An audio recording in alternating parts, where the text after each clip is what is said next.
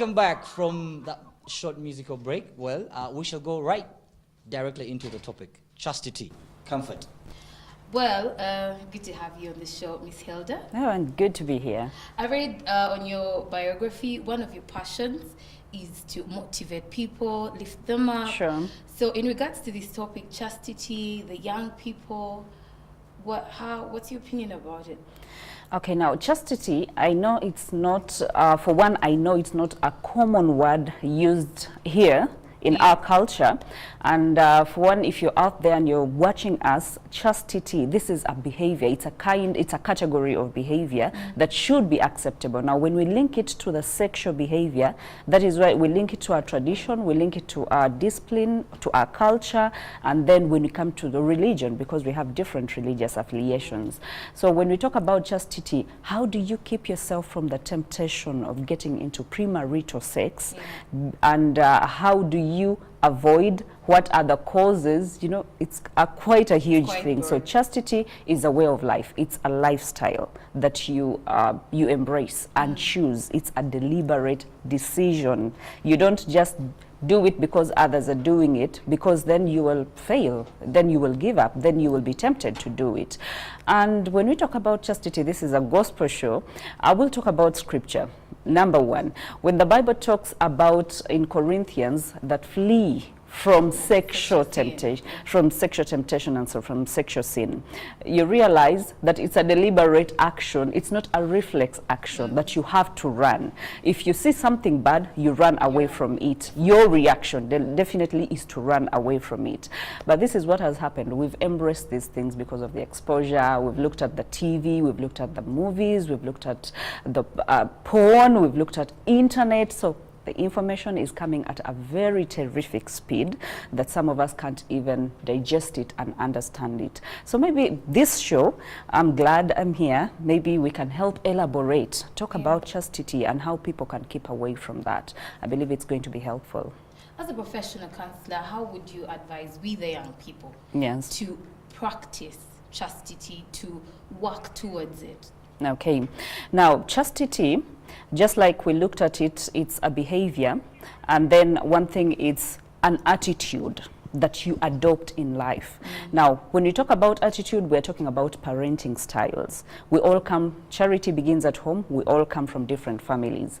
Now, when we look at these families, we have guidelines. The moms and the dads will tell you, don't do this, don't do that, don't do that. Now, first step is being an obedient person. Knowing that I have elders, people that have gone through this phase of life, and I'm going into it. I'm not an alien. I'm not the first to go into this. There are people that have gone into this. I can ask, I can listen, and when someone tells me that don't touch, then maybe I should ask, why shouldn't I touch?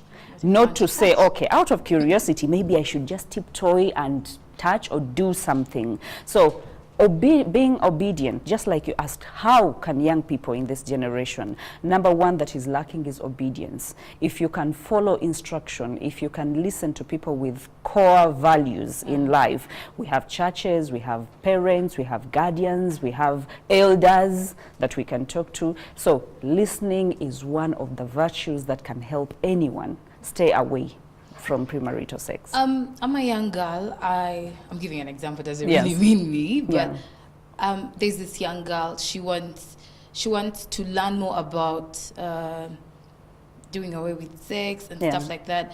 But my parents are not talking about it. At my church, all they do is rebuke. They're not talking to me as a young person how to do away with sex in a more courteous way. So what would be your take on that? Okay, my take on that, first of all, is my concern for this young person that is seeking the information that cannot be availed, because knowledge and information is power in itself. Now, if you are seeking, and maybe your parents cannot talk to you about it, your church is just rebuking and saying, hey, look here, sex is sin. do not even look at it. Jesus will not take you to heaven. That's not enough to explain why I shouldn't have the sex in the first place. So number one thing, just like we have this show, GXP, I mean, they've given this opportunity to talk about it. So that means you're getting to interact with people that you can actually talk to, and maybe you can make a call to someone, find out if there's a counselor, if there's a certain pastor, if there's a lot of information. You talk to them about it. For example, many people write to me. If you go to my page, you'll find people writing.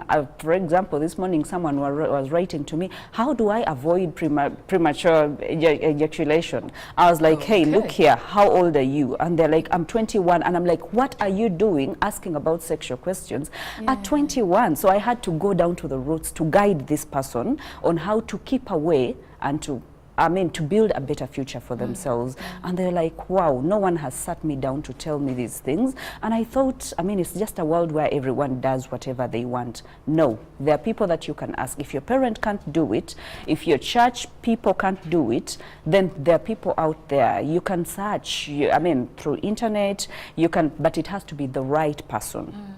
That is why it's very, very important. If you get a wrong person, then you're getting misguided. If you get the right person, then you're getting, and there are so many groups that are coming up these days to help. And so many churches are embracing the sexual talk right now. It's no longer a taboo. It's actually written in capitals and it's written in bold, because this is an area of concern for everyone. Okay. Dear viewers, feel free to join the conversation on our Facebook and Twitter handles. They'll be available on the screen. Please feel free to send your comments, your questions, anything. It's welcome. Oh my goodness, presenting is not easy. Well, speaking of sex as an issue, as a topic, as something that everyone is shying away from. Yes. What would be your take on how should people address emphasizing such godly principles? Because like when temptation kicks in, yes, how should someone control that sexual attraction? Because I, for one, definitely I find so many things that attract me about women. Yes. And yeah, definitely, So how does someone emphasize whatever they say? Because it's like when you go to church on Sunday, yes, they preach to you, you receive the sermon. The moment you walk out that door, it's out of your head. It's out of your head.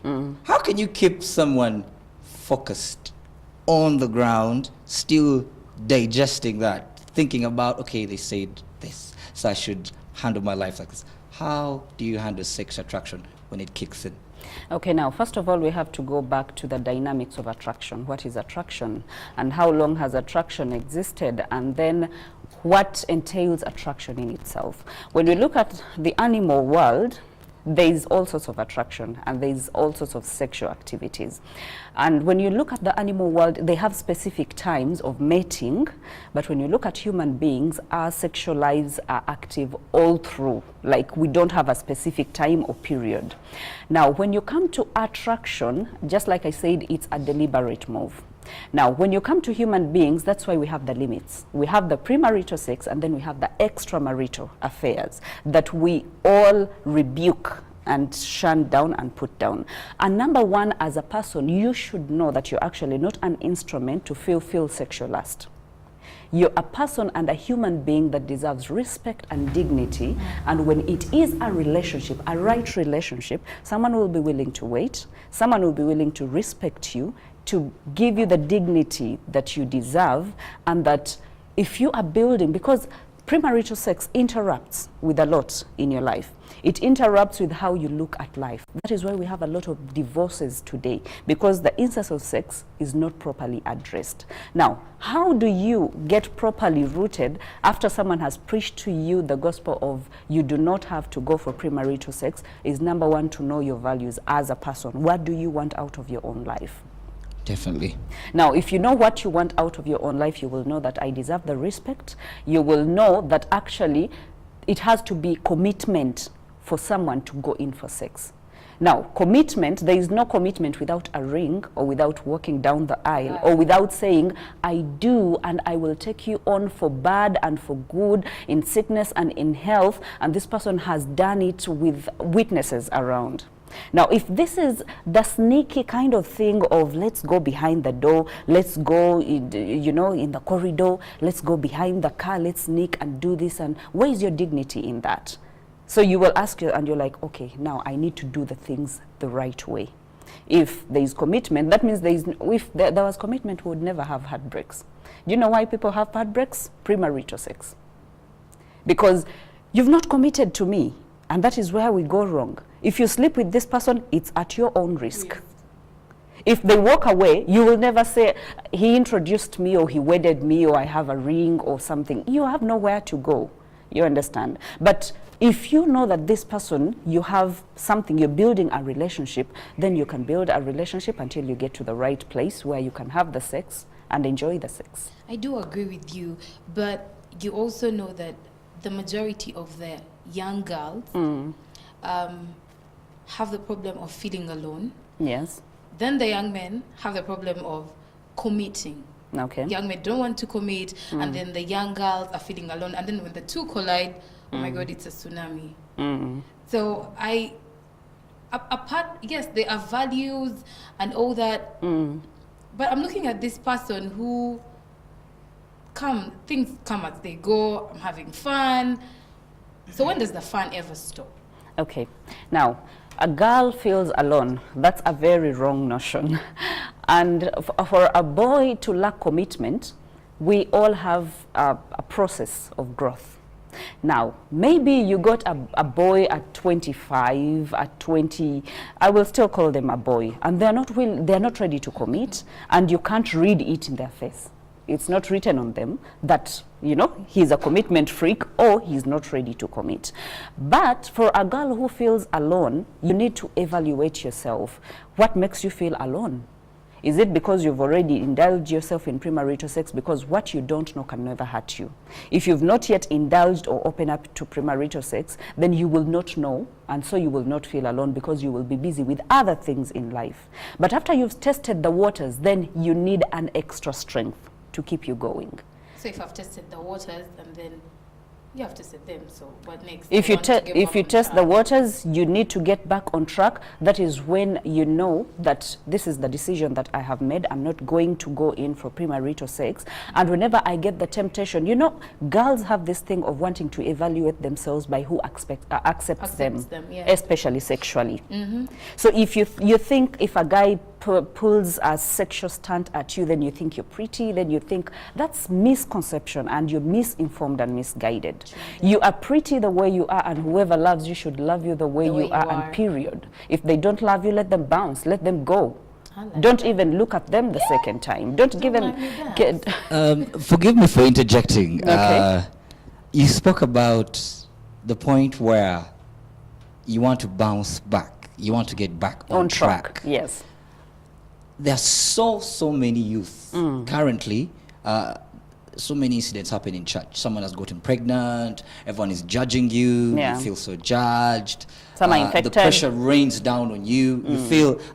Don't you experience such things when your friends come around and tell you, "Did you know that so-and-so got pregnant? Did you know?" How do youth survive incidents where you're judged because you didn't keep chastity? How radical can the church give back to the youth? How are we supposed to receive despite all these challenges, the pressure, everyone is talking back at you? So as a counselor, what would you say? Yeah, exactly. To the churches and the stigma. Right? Yeah. So how do you get back to us to encourage us, to enable us get back into the system? Now, one problem that we've had is that we've had a veil of unrealistic kind of message over the churches, most of the churches. And we've not wanted to buy into the realistic kind of life and lifestyle that people live. Now, if you know that these things are bound to happen. I'll give you an example. When Jesus said that, be strong because I've overcome the world, so you will overcome the world. That he is telling you one thing, expect these things, expect the trials, expect the tribulations, and expect that a righteous man will fall 7 times, but will get up. Now, falling is not the problem. Remaining on the ground is the problem. Now, for as long as, if you go astray, if you test the waters, if something happens and you miss the mark, there's a possibility that you can come up. Now, the job of the church is to embrace these people, rehabilitate them, and tell them that, you know what, there's always, God is a God of a second chance. And actually, his second chance does not mean the second time. There's always a second chance. Wow. Now, that is where sometimes we go wrong. So, there's always a second chance. Even if you mess up, you come back to church. First of all, you're the one that has to get the healing first. To know that even if someone else judges me, in God's book, I am right with him. For as long as I can come and there is room to repent. He says, I'm just and willing to forgive and forget. So that means that each and every time, you have to have a right standing yourself, the right attitude with God and the right attitude of self-acceptance, and then your confidence. Because no one can tear you down if you've not given them the right to tear you down. Even if someone says, amen, you're conceived, or amen, you did something wrong, and so I'm back with God and I'm willing to do whatever it takes me. I will fall, I will stumble, I will roll in the mud, but in the end, we are all fighting to get to the finish line. It doesn't matter how long we take. There's a time where some of my friends used to ask me, how do you make it? I, for one, am a Christian, born again Christian, and I've met people telling me or asking me questions about how do you make it. Now, for instance, just say the look right at a way. scenario where Ochokolotia. yeah, exactly. I and Comfort are dating, or probably we are moving towards marriage. Example, And then right? this kicks in where it's an example. Okay. Yeah. Yeah.